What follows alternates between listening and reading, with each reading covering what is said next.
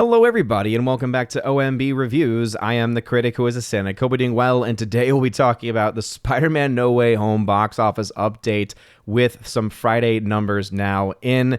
And let's just say this movie is shaping up to be a massive behemoth, not only now expected or now having the second best opening day of all time.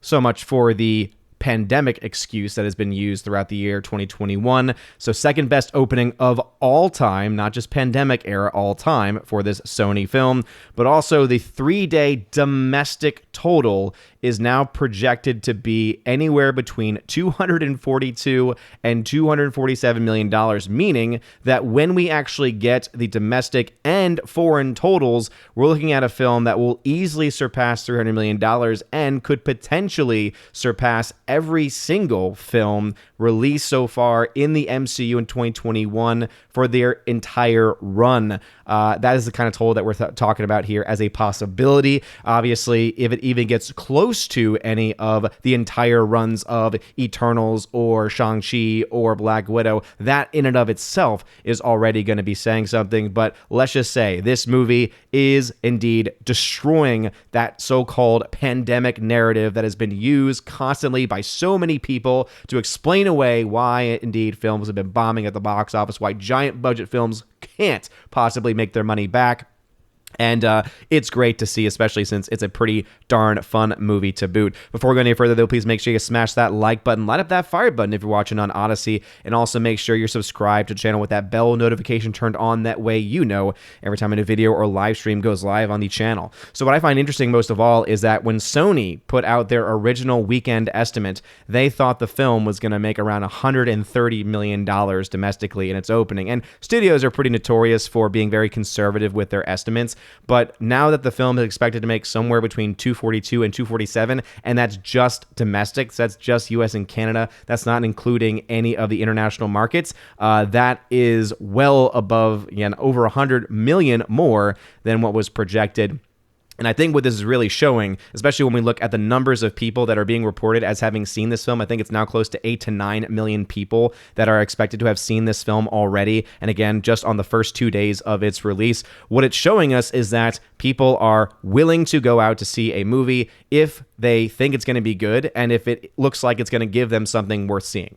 So what this, I think, does is it gives a giant slap in the face of pretty much all of the major studios this year who have put out countless amounts of complete and utter crap that have been massive box office and financial failures, especially from places like Disney and Warner Brothers, and has shown us instead that when you give a film that people actually want to see, when you actually promote a film in a way that makes it intriguing, that doesn't give away the entirety of the plot, and you keep certain things close to your chest as far as certain rumors are concerned, I think that those are the types of things that are going to help drive people to movies. So what I'm hoping, and obviously I think this might be a false hope, but I am hoping that this type of success, especially during the pandemic era, will maybe, wake up people in Hollywood to say, oh, so if we just give fans of franchises what they want, instead of trying to subvert their expectations and instead of trying to shove narratives and agenda down their throats, they'll actually show up in droves and give us mass profits. Oh, okay. And all of this, by the way, so far without any talk of a China release, as this film has yet to get a China release date. And at this point, I'm hoping and praying Sony, who is the distributor and who financed 75% of the film, and therefore getting 75% of the film, because it, of course, is a Sony product, that it will not feel the need to have to work with the commies over there. Whereas, of course, we know Disney, if they were the ones actually in charge of this production, would, no doubt in our minds, actually try and get that deal going on. Not to say that Sony hasn't done that before, but in the recent time, I think most of their films have not actually gone over to that era. Let's go ahead and give the Saturday AM update here. It says, if you're wondering whether the Omicron variant is slowing down the weekend's box office, the answer is no. Which, again, throws in the face of even this person right here. Again, Anthony over at Deadline, this dude has used the pandemic as an excuse more times than I can possibly count. You all know I've been covering box office stuff now for a while, and obviously once the box office started to actually come back in, I started to cover it on this channel and have now been able to start covering over on Geeks and Gamers as well. But they have been using this excuse, and the number one excuse about why this film might not succeed is because of Omicron. I remember when last week alone, West Side Story came out, a $100 million film, and it flopped. Everyone in the comments like, well, Omicron, well, people are afraid. Okay, then explain this. Explain how you have the second highest opening day of all time. Not of the pandemic era, but of all time. Why is it then that you have a film that is up there now for opening days with Avengers Endgame, which was the culmination of the MCU, or Star Wars The Force Awakens, which of course, we all know now in retrospect, was a giant letdown because it was just banking on nostalgia and then ended up screwing over the fans, especially with Rian Johnson's The Last Jedi. But it makes a lot of sense that this film is now within that territory. In fact, it beat The Force Awakens. Now, we have not adjusted these numbers for inflation, but the fact that it's coming in now with $121.5 million on Thursday and Friday alone, right? It's opening day, counting the Thursday previews, which is above that of The Force Awakens and very close to it when adjusted for inflation, is pretty damning. It's pretty damning of the modern day Hollywood and, of course, the Hollywood media narrative that have been trying to shove fear down people's throats. And what my hope is since now you have millions upon millions of people who probably are not those that are involved in politics, or probably those not involved with, any of these discussions and all the stuff that's been, revealed about the fear mongering, etc. Now that they've actually gone out and they've gone to a theater and they've seen, oh, it's fine. Oh, there's things are normal. Wait, I can go back and do the things that I've always done. My hope is that wakes people up and shakes these people away from their screens and from their news updates that are, again, trying to shove fear down their throats and say, wait a minute, I know this all has to be BS because I saw Spider-Man in a packed theater and I'm fine. My family's fine. And I had a darn good time. And if I get a cold from this, or if I get this or that, guess what? I'm okay. That is at least my hope from it down the road. But going into the actual numbers, as I said right here, it is now the second biggest opening day in history, not pandemic history, in all of history, with 121.5 million, including 50 million in previews. And this is after Avengers Endgame, which is at 157.4 and ahead of Star Wars The Force Awakens. That's also the highest opening day ever for the month of December. So again, beat a December record and second highest of all time. This now puts the John Watts directed an all Spidey villain movie at an estimated 242 to 247.5 plus. So it could even make more than this. It could actually make $250 million or more domestically alone this weekend over the 3 days, which would make it the fourth highest grossing domestic release of all time, behind Avengers Endgame, Avengers Infinity War, Star Wars The Force Awakens.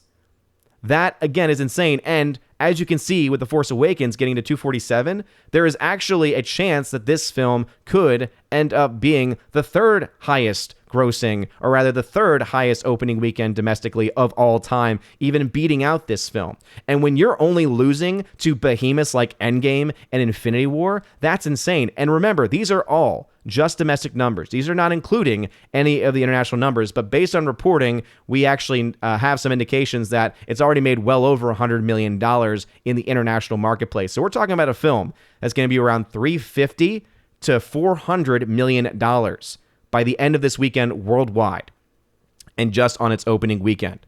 It says the expectation is that the Saturday eases 40%, so a 40% drop from the Friday, Thursday number preview. However, in most cases, when we have a box office beast this big, it only gets bigger. Some see Spider-Man No Way Home's weekend beating The Force Awakens. Spider-Man No Way Home also gets a huge hug from moviegoers. Cinema score doesn't mean a damn thing, so we're just going to skip past that. What is interesting is that this firm, Intelligence, apparently has said they are counting 9.2 million people who have seen Spider-Man No Way Home so far. That's more people than the entire population of Tokyo city limits and Austria, and that's not including Saturday or Sunday's upcoming traffic. So you're looking at a film that could probably get to 15, 20 million people having seen that in the domestic market in US and Canada. We all know what's going on in Canada right now. We already know the insanity going on up there. We already know the insanity going on across our own country. And yet, people are still going out to see this movie. People are still recognizing, hey, this is an event film. There is stuff going on in this film that I actually want to see. I actually want to be able to be around a crowd, and I actually want to be able to interact with the crowd experience, right? To laugh with a crowd. I obviously know not everyone feels that way. But again, this is completely destroying any narrative that existed. And keep in mind, when we talk about the other MCU films that came out this year, when did they come out? Oh, that's right. They came out over the summer. They came out at the beginning of the fall. What season are we in right now? Right, we're in winter. We are literally in cold and flu season. Not to mention the fear-mongering of Omicron amongst, new lockdown measures and mask mandates going back into effect. And yet, what's going on? People are saying, yeah, screw you. I'm still going. I'm still going because I want to have fun. I want to go and I want to escape because that's what the movies are for. That's what entertainment is supposed to be for. It's supposed to be for us to be able to escape. And guess what? Spider-Man delivers on that. And it delivers on that in droves. I had such a good time seeing this movie. You want to see my review, it's up on the channel. But seriously, a lot of people are going to see this film already opening weekend. This is not even touching upon what this film is going to do by the end of its run. If it's going to get to close to $400 million this weekend, all right, and we have like a 50% drop or so. Usually with big budget films like this, they tend to drop pretty hard in the second weekend. So if this film has a very, very soft drop, that alone will be pretty amazing. But let's, again, going into the Christmas season, going into the Christmas week, obviously these holidays could have some impact. But let's go ahead and say that this film has a 50% or so drop to next weekend. You're saying then at that point that this film, especially when you count everything that's made over the week, having domestically $300 to $350 million by the end of next weekend, we're talking about a film that probably will be at around $500+ million by the end of its second week. And that's all, again, without communist China. So this film, well on pace, well on track to reach the $1 billion point in the long run without China. And that, I think, is something worth talking about, especially since, again, we've heard nonstop excuse after excuse after excuse, whether it was Spielberg, whether it was Disney, right? Whether it was them making excuses for their terrible MCU films that they've released this year. All of the time, the excuse was, oh, pandemic, pandemic, pandemic. And yet, what do we have here? Biggest top 3, top 4 of all time openings next to Infinity War and Endgame. But I thought we were in a pandemic. But I thought, most audiences don't want to see the polling right coming out saying, most people don't feel comfortable going back to a theater. Well, it seems that actually that's not actually even true.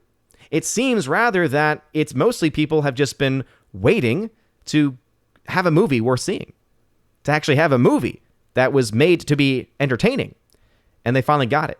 Now, does this mean the box office is back? I would say probably not, because obviously we know several studios already have tons of films already in the pipe that are going to just be disappointments. Even some big budget films as well. Obviously, The Matrix is the one I'm kind of looking at saying, I bet that film's not going to do a very good job, especially with its day-and-date release on HBO Max.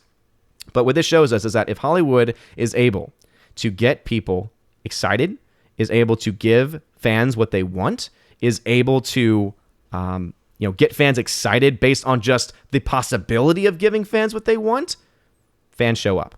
9.2 million of them just in the domestic market alone. And as you can see here, the No Way Home has soared to $114 million overseas in just 2 days. As you can see, it is now swinging past $300 million global offshore with $181 million through Friday in the international box office. It says adding another $67 million overseas on Friday, it has grossed $181 million in the international box office through yesterday, with domestic 121.5, the second big opening day of all time. The global total is already the 3-century mark of 302.9.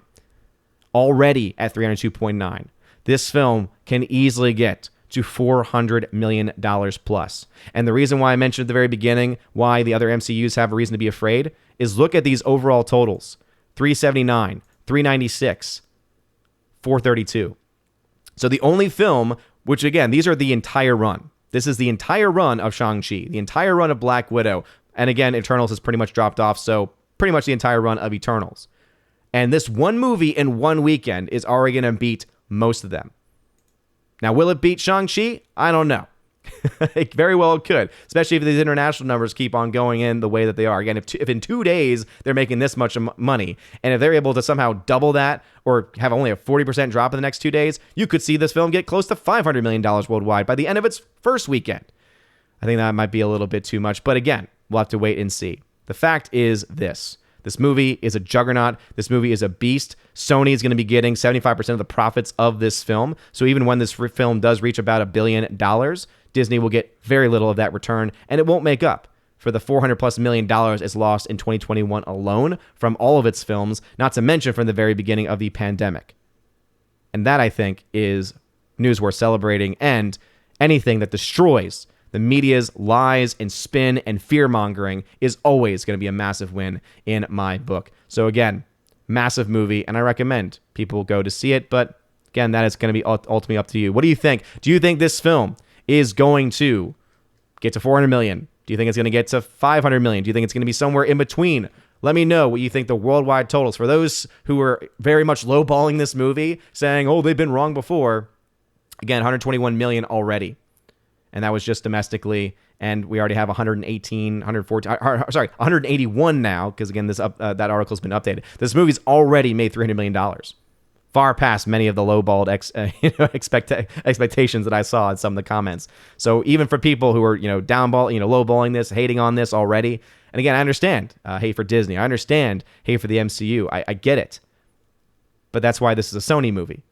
And Sony is delivering. Anyway, you guys are all amazing, beautiful people. Hope you all have a wonderful rest of your day. Please make sure you smash that like button, light that fire button if you're watching on Odyssey. It really does mean a lot. Hope you all have a wonderful weekend. See you for the full box office breakdown tomorrow, where we will get a final estimate on this film. And again, get ready, because this film could be 450, 500 million plus in its opening weekend, destroying not just the MCU, but also continuing to destroy the pandemic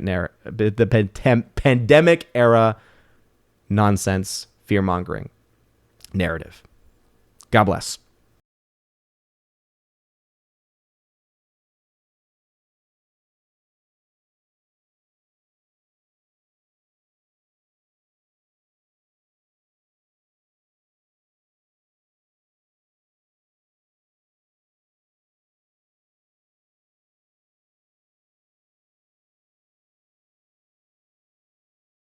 And now for a huge shout out to all of my December Patreon Subscribe Star and Locals members.